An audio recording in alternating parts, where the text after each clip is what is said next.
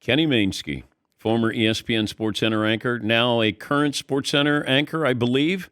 And he has a documentary on FUBU Sports. It's called Wiffle Ball. And Kenny joins us now. First of all, let's clear up, what is your job description now with ESPN?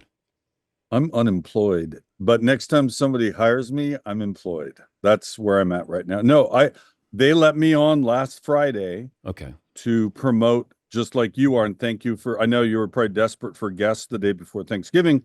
I was happy to fill that role. I made a silly little movie. Really, it's a long video, but it sounds cooler to call it a film.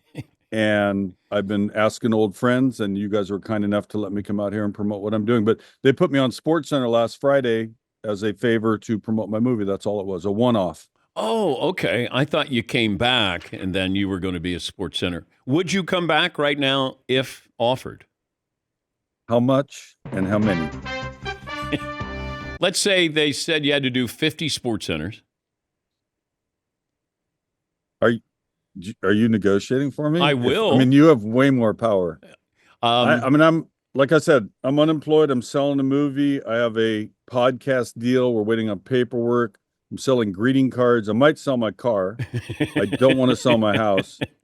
We're doing okay. We're not doing a GoFundMe quite yet. Okay. I just want to make sure you're doing over. It was. I will say it really was fun going back for the one day. Like, I know you've come back once or twice. I think you and Keith. In fact, I worked that night, and it was cool. It was great having you guys around and doing your thing. But it also feels a little weird because you've left. Now you're back. They didn't know me at the front gate. The guy said, "Have you ever been here before? Do you know your way?" Yeah, I'll figure it out. The same thing happened to me, made me show ID. And I said, I helped build this place. And then he laughed. I go, I'm not joking.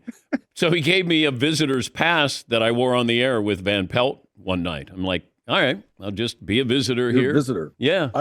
I have the same thing when it comes to trying to get credentials for different events. So like Seahawks were at the Giants last year, and my credentials said my name and it said other. They didn't know what the hell to call me. So in between jobs. All right. So tell us how you decided that you were going to do a I call it a documentary. It is. Yeah, documentary on wiffle ball. Years and years ago when I was in Seattle, one day when Ken Griffey was a rookie, Harold Reynolds, and I went and did a little feature story at the Seattle Center, ended up throwing wiffle balls for speed on a really chintzy little radar gun. And all these years I've bragged that I beat Griffey by 1 mile per hour. In my head, I still think I did. I think my cameraman double clicked. And Griffey was at the Seattle Sports Awards show 2 years ago, and he brought it up. So it's in his head from 30 odd years ago. I was like, I'm going to make a dumb movie about it's really my love letter to wiffle ball, my childhood. And then it morphs into, can you believe I got to throw wiffle balls against, the Willie Mays of our era? And we tried to prove my point that I beat him. But was Griffey cooperative with your documentary? He declined to be physically involved. It's still in his head then. I think he knows I beat him. That's what I think. But I don't care because he's legend in baseball in Seattle. Getting to look at him at age 19 throwing a wiffle ball is just funny all by itself. We have Ken Burns, fellow documentarian. He's in the documentary. We have a science professor analyzing the tape. We have the president of wiffle ball in Connecticut. It's right down there off Route 8 by you.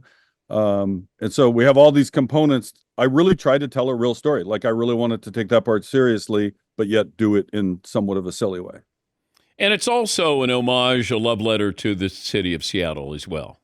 Oh, for sure. I mean, it starts with my Dick Williams joke. I'm my second year of broadcast in Seattle. I'm local sports reporter for this little station in Tacoma.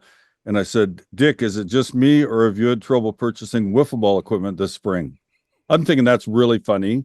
Better than the Thanksgiving jokes you guys just. And Dick looks at me like he wanted to kill me. And I'm like, the plastic bat thing. And I know what wiffle ball is. Your joke's not funny. Okay, Dick, let's talk about your middle relief. How are they stacking up? So, but no, Mark Sansford, my best friend, broke Babe Ruth's home run record in one summer of wiffle ball. Those are dogs barking in the back. I'm outdoors. You also got some construction noise. Now there's a dog fight. I just don't want to be inside where our dogs might bark or Gretchen would yell, "Go get crescent rolls" or something. So I'm out here on the porch. That's quite a spread you've got there. Is that your Connecticut mansion or your Seattle mansion? Well, because you built ESPN and others of us got to follow you and gain from that windfall. Yeah, no, we're in Connecticut. Okay. So I got remarried, and our last of the 4 daughters just went to college. So it's just me and Gretchen here in West Hartford, but all the girls came back for Thanksgiving. So we're very joyous about that. Okay, you can find the documentary Wiffle Ball on Fubo Sports. Fubo. Oh, what did I say? Fubu. You talked about the clothing line from 1983. Fubo. It's available now on demand. On FUBO. Kenny Mainsky joining us live to the nation on the program. You know, I thought of that coming in. You and Stuart Scott both had a funny way of making me giggle right before a show would start. You would always say "live to the nation" right before we're on the air, and it'd make you. And Stuart always said, "Let's get stupid." And each one had its own value for loosening an audience and your co-host. Do you remember your first SportsCenter? Yeah, it was with Larry Beal.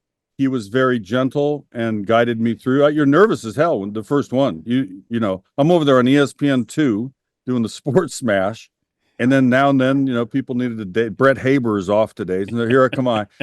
And Larry's a sweetheart. I mean, he guided me through. A little different than Kilborn, who's like, "Thanks for joining us from ESPN 2, Ken." And what are you, Julie Paradise now? You're in charge of scheduling? Like, you were good. You're a little bit Letterman-like, though. You don't, like, just now, you went away for 6 minutes. No hello before. Just come live to the nation when it's time. You don't want to get too close to the person you're interviewing.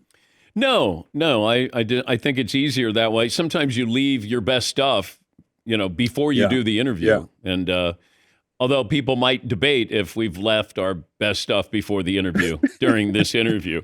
But even doing highlights, that, there were no guardrails.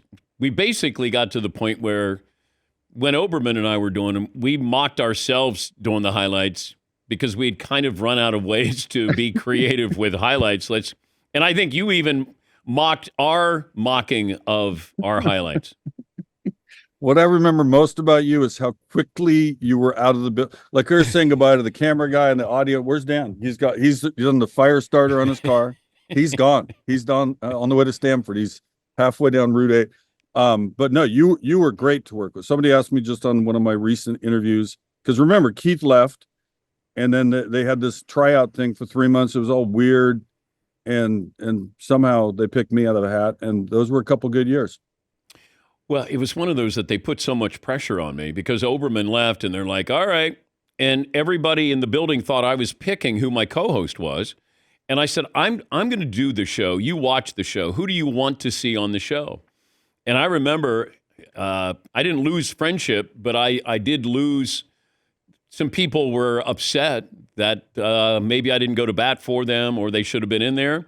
But I just said, hey, I didn't have anything to do with it, which I didn't.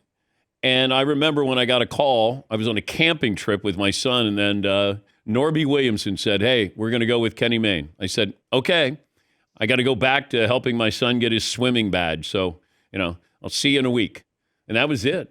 I didn't want to get involved in it because I just thought, let management decide who they want in there instead of me trying to Bigfoot and say, you know who I want, because it didn't matter because you were following Keith, and whoever that was going to have a lot of pressure on them. And I don't know if you felt it, but that was certainly what I was trying to factor in here. Thanks for picking me. So yeah, I mean, Norby must have got outvoted, right? It must have been Walsh and Vince, and I don't know what the committee. Steve Anderson was still there. So Norby didn't like you? I don't think he got me. I don't think he disliked me so much as he just thought I wasn't serious enough to convey the Giants rushing statistics that week or whatever. Like, I thought I didn't copy anybody, but I definitely modeled after what you guys did because you guys made it fun. That's Bill Patrick was good. All sorts of people. Bob Lee's sharp sense of humor, Charlie Steiner, on and on and on. And it was supposed to be fun. We always took the serious things seriously. If somebody, some serious matter, whatever it was. And the rest of it was just fun. You're supposed to have fun. The guys made a nice catch, say a silly line, say a home run call, well, whatever. Have fun. Still trying to have fun. Well, the Wiffle ball on Fubo Sports. It's on demand. It's Kenny's Wiffle Ball documentary. Can be found on Fubo. That's FUBO Sports. And I see what you did there. Yeah, you see what I did? I finally got it. For the second time, you finally got it? FUBO highlights his journey to find out if he threw a wiffle ball faster than Ken Griffey Jr. Take the Seahawks on the money line. Gambling problems? Thanks, Kenny. I like the Seahawks this week. Okay. Take the Seahawks. Oh, you do? Seahawks money line. Straight up. All right. Gino, I ain't right back. Thank you, Kenny. Fubos. Wait, I'm done? I had like a half. I still got time. Plenty. We're done? Yeah. I wanted to make sure that we, I don't want to ruin everything, and then everybody's going to go, I've heard the story. Like, I want them, this a tease is what it Fresh. is. Yeah. It's a Fubo trailer. on demand, guys. Save my career. Let's go. FUBO. It's Kenny Mayne.